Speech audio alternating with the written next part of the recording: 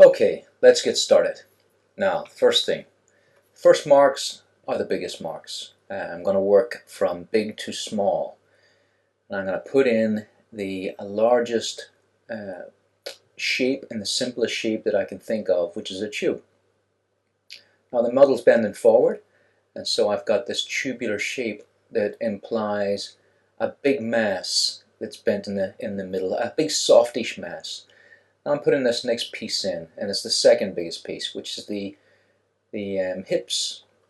And so I've got the entire torso worked out as this big bean that's quite wide at the bottom. And now I'm going for the next second biggest or third biggest thing, and that's the legs. So basically big to small. The implement I'm working with is a charcoal stick, and I've sharpened the end of it by rubbing it against some chalk or against some sandpaper. Okay, so the next big thing, the head. Now I always put the head in last. The reason for that is that it's very hard to place a big object that orbits around a smaller object, but it's easy to place a small object around a big object, if that makes sense. So what I want to do before I get into anything complicated at all is bring in everything into simplicity, into simple shapes, and get those shapes right before I commit to smaller shapes inside those shapes. So big to small, and then small inside big, and you can see an example of that there. So I've taken a big shape of the head, and I put a small shape inside it to indicate the ear. And so this time, at this point, you want to take everything pretty slow. If you try and rush something, you'll just end up correcting all your mistakes, and that'll take time, and that's time wasted. And so rather than waste that time, spend that time getting it right to begin with. I know that sounds like a simplistic view, but in reality it works. So if you want to think of it in terms of, if you want to go fast, then go slow, and you'll make less mistakes and you'll have less errors to correct. So now you can see I'm putting this into action. I'm going over those shapes again, and I'm refining them somewhat. So to start with a tube is simpler than to start with a big S shape like the top of the leg there, which is the rectus femoris muscle. And same here, coming down the leg onto the foot. There's a curve to that, as there is a curve to this foot, and basically it's a series of small S's, some that start short, some that start long. You know, the foot, the heel of the foot, the calcaneus, is a short, fat curve, and from the shin bone all the way down to the foot is a long S curve that's so subtle it's almost a straight line. Okay, so let's put some small shapes inside the big shapes. And so now I'm indicating the deltoid here, and also trying to work out by looking at the model where her hand falls. Now on that subject about what is the model doing and what am I doing, you want to think along the lines of learn your anatomy off by heart, and then when the model comes in, treat the model as something to reference rather than something to copy. The model in this instance has got a very long torso, and so you've got to ask yourself, do I draw a long torso? And people say you don't know how to draw a torso.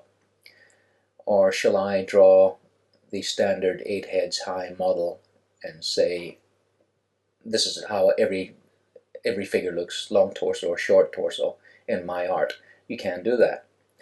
What I like to do is to take the 8 heads high model, and when the model comes in, decide whether I want to do a long torso or not. And if I do, then I make a slight adjustment, and then it's a much more interesting picture. But as an artist, you're free to take and leave things out, change things. Basically, look at the model and decide how much you're going to take from the model and how much you're going to take from your mind. If you see a model with wide hips and you like those wide hips, maybe you want to make them even wider. Or maybe you don't like wide hips, you want to make them narrower. That's your personal choice as an artist. So the main gist is, don't copy the model, use the model as reference, and then free your hand to do as you please as an artist. But the great thing about referencing the model is that you reinforce your anatomy skills, and when you're working from an anatomy model that's just standing straight up, it's very easy to memorize that. But once the model twists, like this model has compressed her form into her knees, that changes everything. And so it's time for you to study again. And every pose, even though they're similar, and I'm doing the rectus femoris here, and that's always that nice curve. And when the two knees are pulled apart like that, we get this gigantic square on the knee end. And when the knee straightens up again, the knee becomes less of a square, it becomes more of a round. But when the body's hunched like that, those two massive bones, the tibia and the femoris, part, and they make one big brick shape from their insides. So basically the bones have opened up there, and that's quite an incredible system, the entire body. And they've locked outwards in place to anchor the body standing up on its hunches like that. So now I'm starting to put in some hair, and you can consider that a shape too. What I am actually doing here is add in an imaginary element here. The model doesn't have a big bunch of hair like that, but I wanted to add some interest. Now I'm working for small shapes inside big shapes again. Now the head's tilted up a little bit, and so we have to look at the ear and see that the eyebrows line up with the top of the ear and the nose lines up with the bottom. So we treat that object now as a thing that's roundish. It's not a flat surface, so we have to imagine those lines winding around the top and bottom of the ear. And now I'm getting to that point where the stick that I'm using, the charcoal stick, is a little small for what I'm trying to do. And that's that smaller eye going in there. So once I feel that, I start to think, shall I need a bigger or a smaller implement, or a bigger implement if I'm doing bigger stuff? And so I've stopped with the eye, knowing that that's something I'll have to come back to with something smaller, because I want to continue to work with not only big shapes, but the biggest piece of charcoal I can until I get what I want, until the point where I can't work anymore with that piece. And I see students come in with a 0.5 lead and try to draw like this, and it's basically just this massive swathe of white landscape that you're trying to make these tiny thin little marks on, and it's so oppressive and so threatening that basically you're going to go off track and make the wrong marks.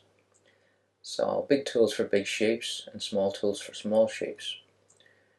And now I'm feeling quite confident that the structure is right here, that the balance is right. And now I'll consider working some more on the smaller parts. Now the model moves a lot too, and that's a different experience than working from photographs. So with the model moving, that's another reason not to be fussing too much with detail until the end. And especially in a pose like this, the model will wobble all over the place.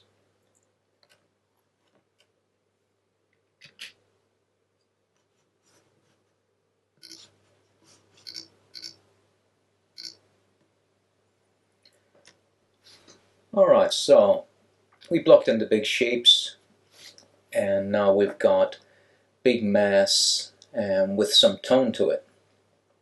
And I'm basically very slowly taking my time finding now the shadows that were within those shapes. And the shadows can be overdone if you're not careful. But the great thing about charcoal is that it's almost like oils. It can be wiped back, it can be moved around, it can be faded in and out. And so charcoal is an incredible medium to be working with if you're an oil painter like I am. It really feels like you're just one step away from painting. And there I am, proving that point with a quick blend of the thumb. And so your digits are really painting tools, along with tissue and cloth and anything really that you want to use to move this stuff around. So I consider charcoal as live. It's a thing that's alive. It's always there, ready to move, ready to push and pull around. And with that, you can feel the freedom of it and start to lose the fear, that fear I was talking earlier about using a very fine pencil. Those mechanical pencils will make a mark that's pretty much indelible. If you try and move it, it's going to still be there. And so those pencils are great for something else, for drafting. And there's no such thing as a bad drawing tool, but there's definitely better tools for whatever you're working with.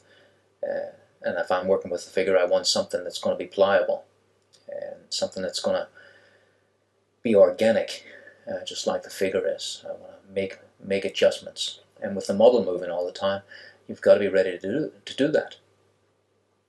Now, as I said earlier, when you're working with a big tool like that, it's going to be tougher to get a fine mark, and so I have to get a smaller tool out. And this one now is a Conte pastel pencil, or sorry, a Conte a Conte charcoal pencil. So it's the same material as the charcoal stick, but denser, and so we can get it to a point. This pencil also is a peel pencil. You peel away the sort of paper, very thick paper layer. There's a piece of string on it, and you pull the string downwards, and it tears the paper of the pencil at the top, and then you peel upwards, and it gives you more lead, so you don't have to sharpen it, which is nice and clean for studios, and quiet too. So when you're in a drawing studio, you can be peeling that pencil away, and nobody's being disturbed by the racket or the mess that you're making with a blade, and kicking a basket of waste around, usually with your big foot. So this is a very good pencil. I usually have 3 or 4 of these already to go in case one lead breaks, because they do break pretty easily.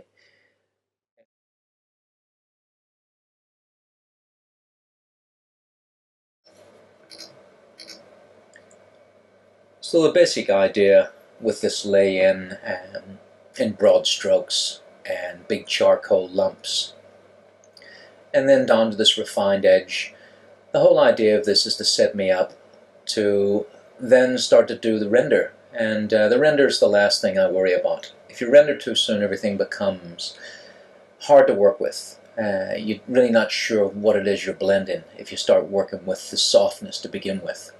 Once you've got this hard edge shape going on, then you can start to blend with your thumb, and that's what we've got here. We've got me basically taking all those hard edges that you saw and rubbing my thumb along those edges and tissue paper, coming back in with the charcoal again, and then rubbing that, and back in with the pencil again, and rubbing that edge as well. So basically back and forth, and there we can see a little bit of that happening. So big things first, then the soft stuff. Start soft and you'll start to lose focus. You can think of it like that, basically. If it's soft, it's out of focus. And it could be paralleled with the idea that you're out of focus, idea-wise. Now the model went for a break and she changed her hand, the way she put her hand on. And so I'm just readjusting for that. So when you're working from a live model, they're going to move constantly. And I don't mean they're going to flap their arms around. They'll just move very slightly. But it's enough for you not to be worried about details too soon, because the details will change. I'm actually blocking in a little bit of softness there now as well. You can use the pressure of your hand to get a soft line as well, rather than just blend. That's what I'm doing here. Now I'm putting a bit of detail in now. Remember the idea of small things inside big things? And I'm thinking about the underlying structure here, the muscle underneath, and that's the tricep that I'm just pushing in there and bringing it down to the tendon that attaches further down the arm, and now you can see me putting in that sort of kind of rhythmic line that follows down from the deltoid through to the tricep.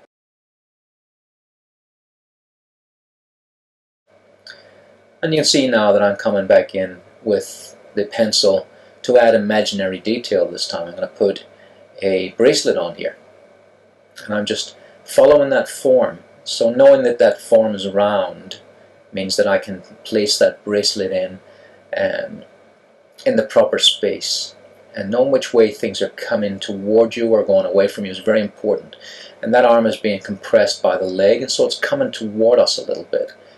And so when it comes to working with imagination, you've got to really understand what those forms are doing so that you can place stuff on top.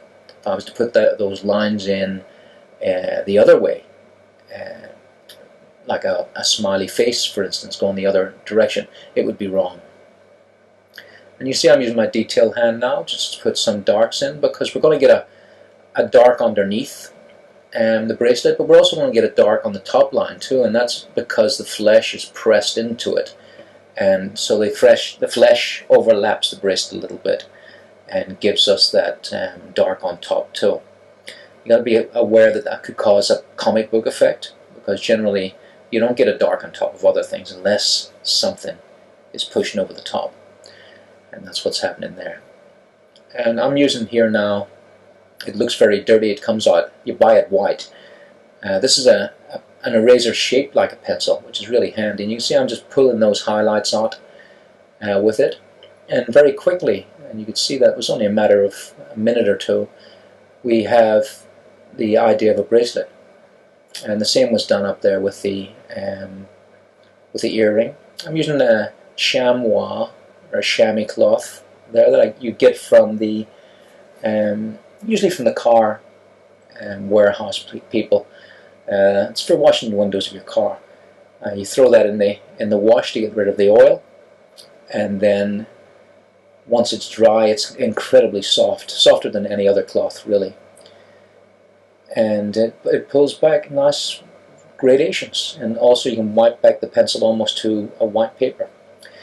This is a kneadable eraser now that I'm using, and you can shape these kneadable erasers, and they still hold their shape. They're not so soft that they bend over when you press them into the paper. They actually pick off nice little highlights. So between those three very simple tools, I can get everything I need, and of course your fingers. And I felt that shadow was competing too much with the curl of the hair there, and in fact it was starting to echo that shape, and I decided that one had to go. And that's called a tangent, when something is given the impression of something else, and it kind of looked like it was a stripe design on her neck, and so that's a tangent. A tangent, I'm always killing tangents. I kill tangents all the time. So here I'm working from the live model. The live model is European model, but what I'm looking for is an Asian exotic face, and so I've been chipping away here and there at the hard edge of, say, the chin, for instance, and finding that that smoother cheekbone and glabella, which is the smoothness between the eyes, that little curve of the skull that's typical in that part of the world. The Asian races have smoother cheekbones generally, and smoother foreheads, and so it's these little differences that make all the exotic changes across the globe, and the European faces tend to be a harder edge to them, and it's worth studying all kinds of cultures to see what the differences are, because it's very easy to be racist in your depiction of different nationalities. So it's worth taking the honest study to make sure that you're drawing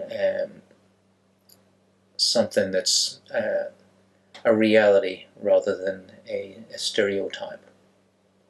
Now I'm using an electric razor here, even though they're electric. They're really just used, they work off of a battery. They're called electric erasers. Now I'm going back and forth because when you've got details that small, you need something tiny and abrasive to get in there. Now these electric erasers are generally used on professional illustration board, which can take a hell of a lot of punishment. Butcher's paper is basically the stuff that you wrap your fish and chips up in, and what kids use in kindergarten. But there's no better surface in the world that I've found for working with charcoal, and so this works terrifically well for me. And I'm going back in here with just the original little eraser that you can buy in the store. And to be honest, there's not much difference between this one and the electric one. It's just that the electric one gives you more bang for your buck, you know. You have to rub 100 times with this thing to get the same result that an electric or battery-powered eraser will give you. But, you know, they're pretty cheap if you can afford them and get one. They're definitely worth having. And but it's amazing what you can get from just the simplest tools. You know, this paper is the cheapest paper in the world. These kneadable erasers, they last forever. When they get dirty, you can still use them. They tend to take away less, which is a good thing too. So I keep the good ones like this one for very bright highlights.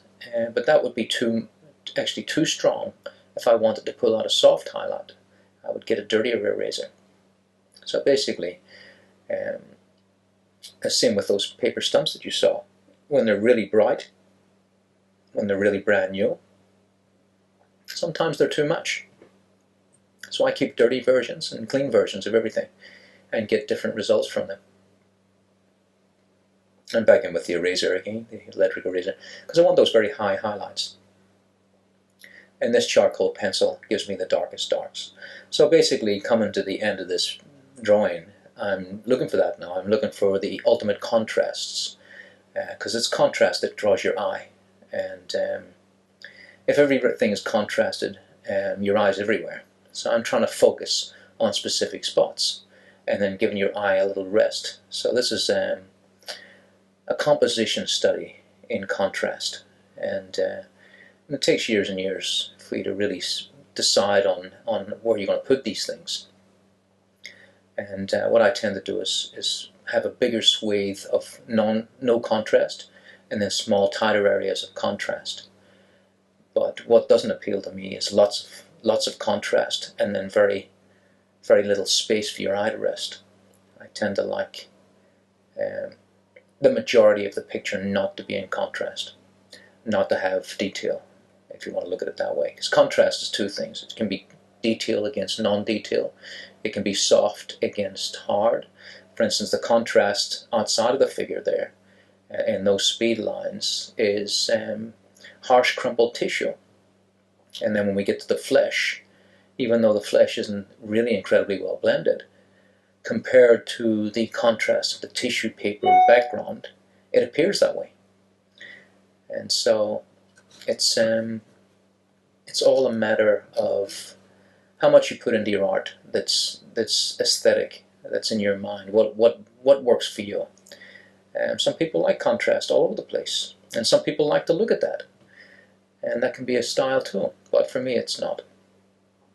So I'm glancing up at the model there a couple of times, and it's really just to reinforce what I already know. I'm working on the details of the eyes, and I'm changing what the model actually looks like, but at the same time I don't want to end up with a comic book face too much. You know, this face looks nothing like the model anymore, but the basic structure of the eyes, nose, lips, all of that stuff still has to be studied. Which way are they turning? You know, this face, by the way, has turned so many times that basically it started as a 3/4 when the model was posing, and ended up as practically a profile. So it's had to be moved around a lot. And so you got to move, not quickly, but you've got to make your decisions quite quickly when you get into the detail, really. The model, you can't put the model in a clamp, and you know, you can take a photograph, but then you'll start basically copying the photograph to the point where you'll be disappointed with every mark you make that doesn't look exactly like the photograph, and it loses a lot of life that way. And that's one of the reasons I recommend drawing from life, is that it stops you being too pernickety with your choices. It makes you feel that the overall image is what's important, and of course that's what is important. And sure, it's nice to zoom in when you've got a piece of art and see all the little things as well, but generally a piece of art should stand as one holistic thing that's beautiful in its entirety, not in bits and pieces. The bits and pieces should be nice too, but it shouldn't be at the expense of the whole thing. And so I'm constantly thinking of the whole thing. That's why you see me working on the face and then moving down to the knee and then down to the arm like I'm doing there now, and just back and forth the entire time. I just want to feel the whole thing. So now we're into the closing stages now. The model's gone, and now I just want to relax and work without reference, because sometimes reference can be a hindrance, because you get caught up in looking at what you see and you lose your artistic flow for that reason, because you're basically trying to get something right rather than to get something artistic. And so what I'm doing here is I'm trying to find the rhythm and the style of line that would complement this pose. And I found that the arm, as it's coming down very straight like that, really needed some curve to it that wasn't in the life model. This is a pose because the brief for this was not to show any nudity, and so what we ended up with was a figure that could be almost a man or a woman from that angle. And so we lost a lot of the curvature that makes the feminine form such a beautiful thing. You know, there's no longer, we can't see the tilt of the hips or the curves of the breast. We don't see any of that. We see knobbly knees and knobbly elbows. And so what I'm going to try and do here with imagination is bring something in like a tribal tattoo that would have the curvature that's missing in the figure, and try and bring that in to the arm and give us some of the swirl that's so evident in the female form. And of course that's the reason why the female form is so revered in art, because of the gestural lines, because of that curvature. And you can find gesture in the male form too, but it's much harder, it's much boxier, that form, especially around the hip area, where the obliques, which are the side muscle groups just above the hip, they bulge out on the male figure. But on the female figure, because of the smaller waist and rib cage, that tends to be a much smoother transition. And so those lovely smooth transitions, we normally see them from the front and from the back, not from the side. So quite a task this has been to try and keep that flow. And there's lots of ways we can get around that. And that's what I'm doing here. I'm pulling out all the stops to try and make that happen. And that's why we had, you know, the earring, for instance, cut off the straight curve of that jawline. The imaginary scarf that I put on, and even the imaginary hair that I put on the model as well, have given me some nice big volumes that were missing in the model and missing in this pose. And we still have some lovely gesture. I mean, the gesture of the rectus femoris muscle, which is the top of the leg, and where it pinches the waist there, that beautiful S has happened. And another tip I would give you when you're drawing from a life model is that whatever the lighting situation, it's usually in a life drawing studio, it's usually pretty poor, because they want to light the studio very brightly for every student to be able to see the model. And then what happens is that we get mostly multiple light sources, usually fluorescent lights from everywhere. And we don't have these kind of cast shadows that I have onto the arm. That cast shadow that's onto the arm, across the leg and across the breast, I basically chose between 5 and 6 shadows. and I saw that we still get these drop shadows, that it was in there somewhere. And so I eliminated all the other shadows and concentrated and sharpened that drop shadow to give more form on the leg. And so what we had then was some dimension as well, because the arm feels very clearly in front of that leg, and before that it didn't. It felt like it was on the same level almost. And also with those speed lines that you see me do all the time around the side of the figure and just off the end of the hair there too. Obviously they don't exist in real life. That would be a very strange sight, but it would be awesome if we did have them follow us. It would be a beautiful thing to see. But in art, we can do as we please, and that's why art is revered. It's my version of the world, my view of it. So I'm getting some more contrast as well into the arm here. Like I say, the model's gone, and so now I can start thinking of the artwork as a beautiful thing rather than a representation. And you can see here with this dark charcoal pencil, now that everything's in place, now that all that hard work we've done, laying the figure in, laying the masses in, means that we can take the small stuff and put it inside there with confidence. And that's what I'm doing right now. I'm making sure also that that tattoo is darker on the corner as it turns, because that's what happens. All that ink is turning a corner. This is from years of study. There's no tattoo reference in front of me. I'm just thinking of it. And as something turns a corner like that, it becomes more dense, and so the ink appears darker on that curve. And as it comes around the shoulder at the top, we catch a highlight, and so that ink starts to disappear underneath the highlight.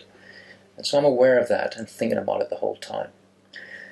But what you're seeing me here doing mostly is finding the gesture where I can and pushing it where I can.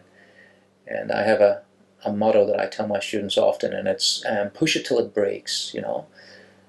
Overdo it, overemphasize the curve. And if it's too much, then pull back on it. But the worst thing you can do is be cautious and underestimate a curve. And then you've got basically less than what's in front of you. And we want more than what's in front of us. Otherwise, we could just take a photo and say, there's what it was. It's not a document. It's art.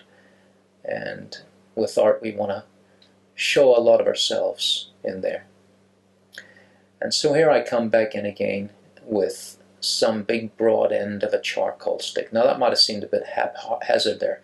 Sometimes haphazard's not a bad thing.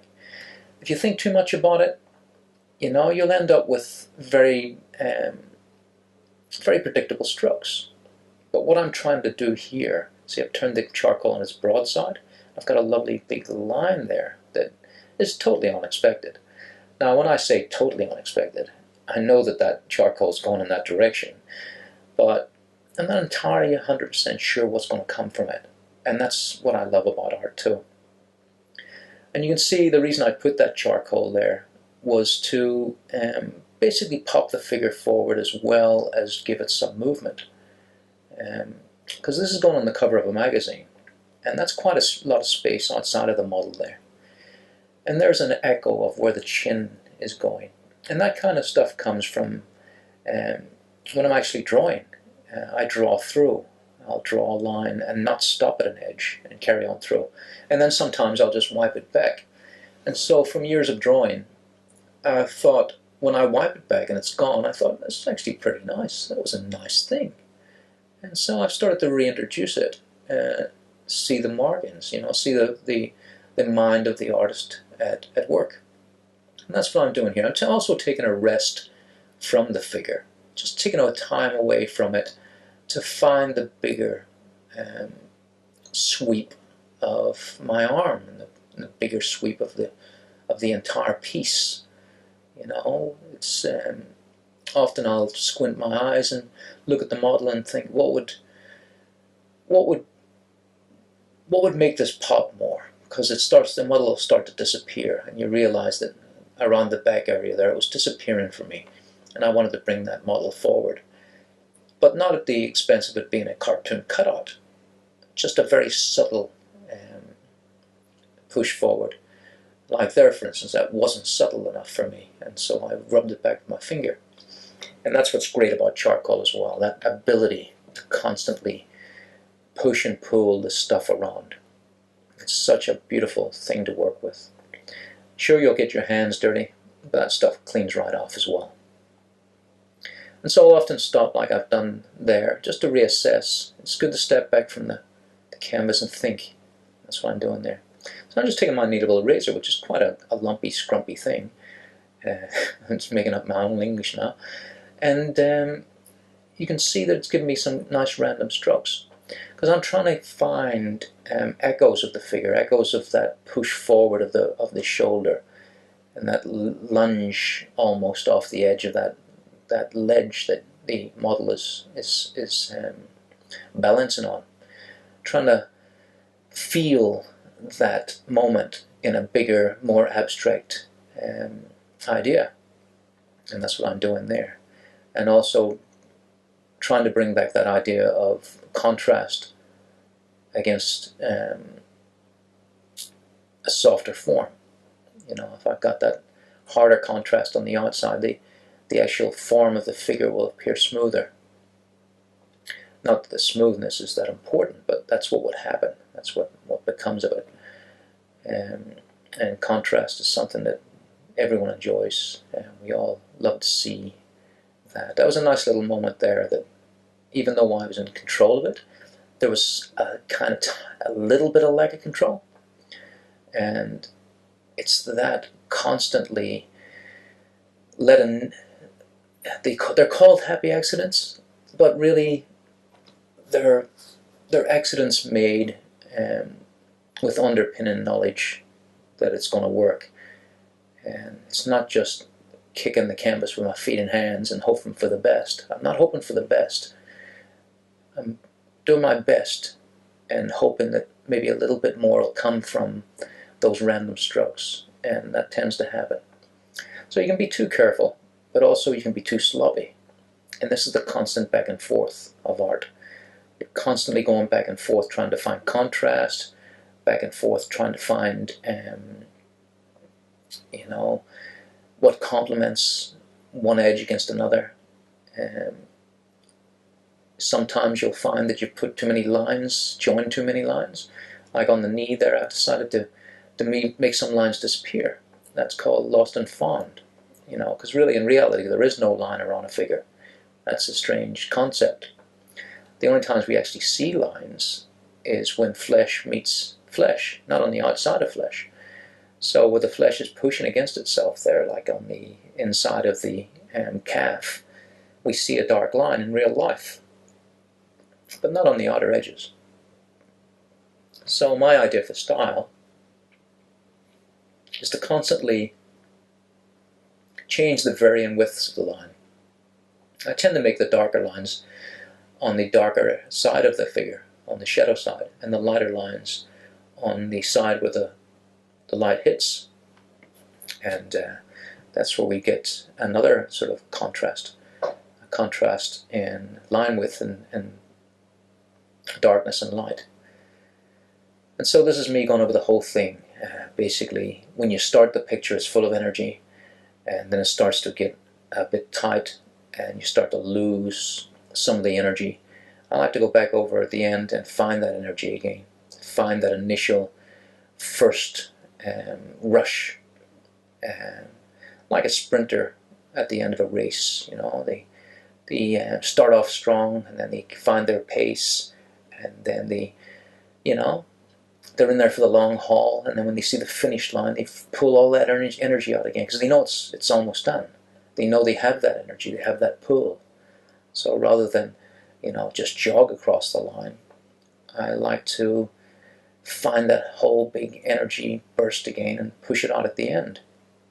And that reflects in the art. We don't want the art to look staid and dull. We want it to look like it was done easy, and that it was done with style and grace and confidence.